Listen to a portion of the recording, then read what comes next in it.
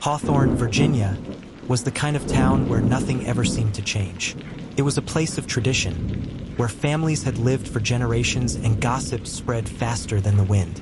But that quiet familiarity shattered on the night of May 14th, when Rachel Monroe, a respected defense attorney, disappeared without a trace.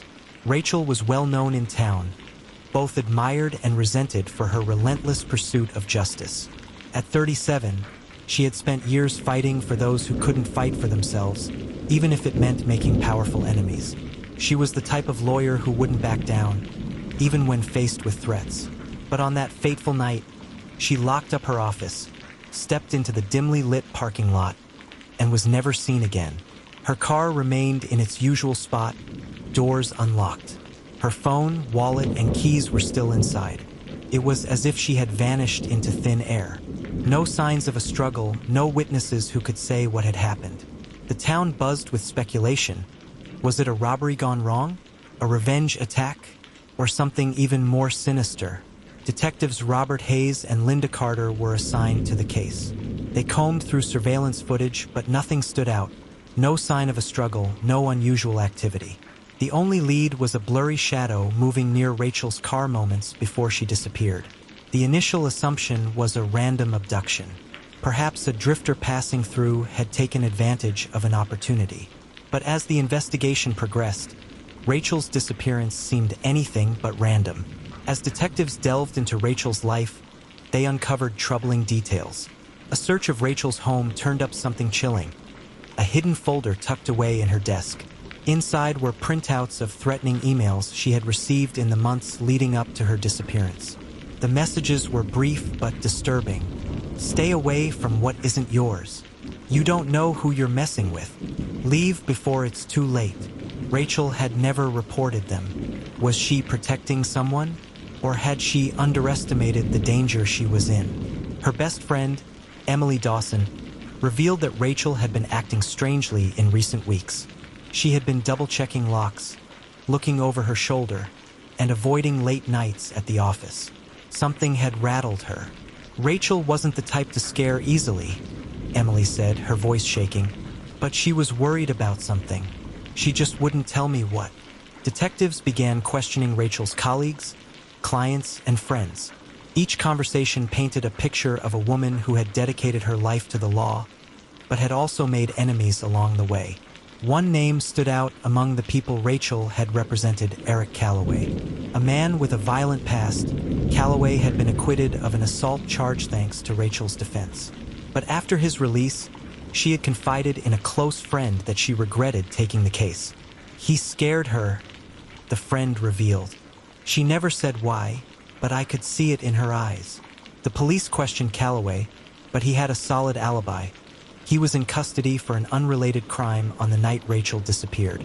With no evidence linking him to the case, the investigation hit a wall. Desperate for leads, detectives turned to Rachel's personal life. It was then that they learned of Peter Lawson, a quiet, seemingly ordinary accountant she had started dating a few months earlier. Friends described him as charming but unremarkable. Yet, in recent weeks, Rachel had grown distant, anxious even. She told me something wasn't right about him, Emily confessed. Like he was hiding something.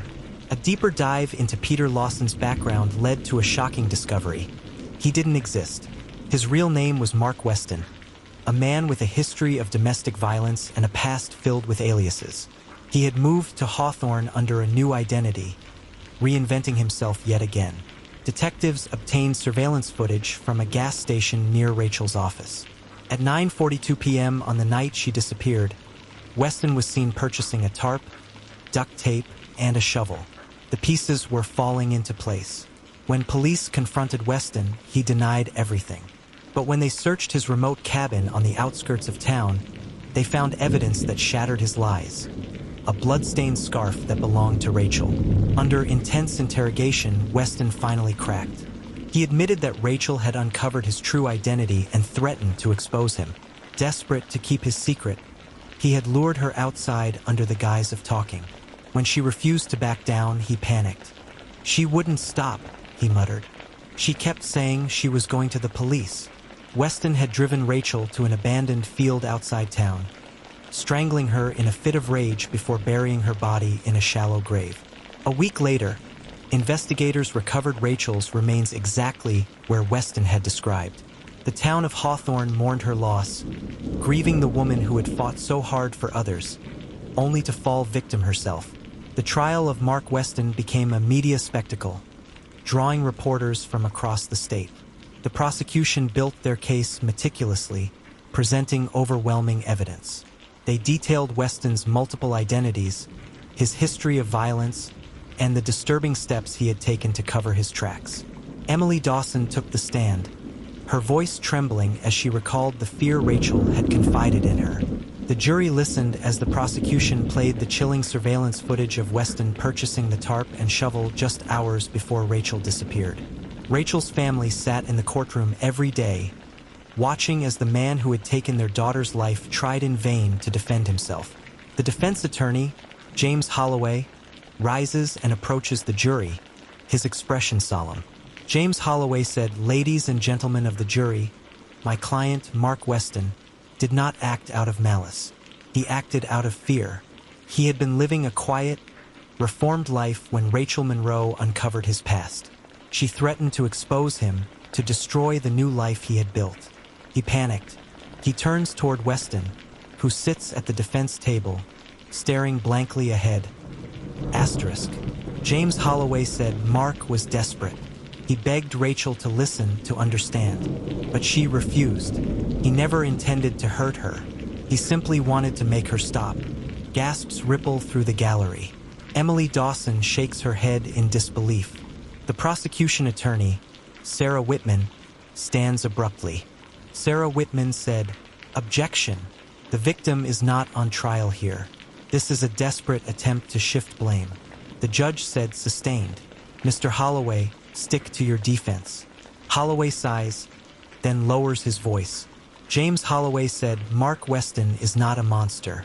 He's a man who made a terrible mistake in a moment of fear. I ask you to consider that before you pass judgment." The courtroom falls silent as the jury processes his words. But Rachel's friends and family remain unmoved. They know the truth. Rachel Monroe wasn't a threat. She was a woman seeking justice. As the trial neared its conclusion, both the prosecution and defense made their final statements. The weight of Rachel's murder hung over the jury like a storm cloud.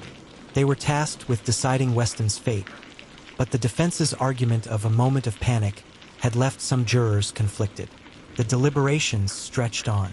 Some jurors felt Weston's history proved he was a danger to society. Others wavered, questioning whether the crime had been premeditated. Tension grew in the room as the hours passed, and emotions ran high. After 18 hours, the jury returned. The courtroom was silent as the foreman stood. On the charge of first-degree murder, we find the defendant, Mark Weston, guilty. Gasps filled the room. Rachel's mother clutched Emily's hand, tears streaming down her face. Weston sat motionless, his eyes vacant as he processed the reality of a life sentence. Rachel's family found solace in the verdict, but the wounds of her loss would never fully heal. Hawthorne, once a town of quiet traditions, had been forever changed.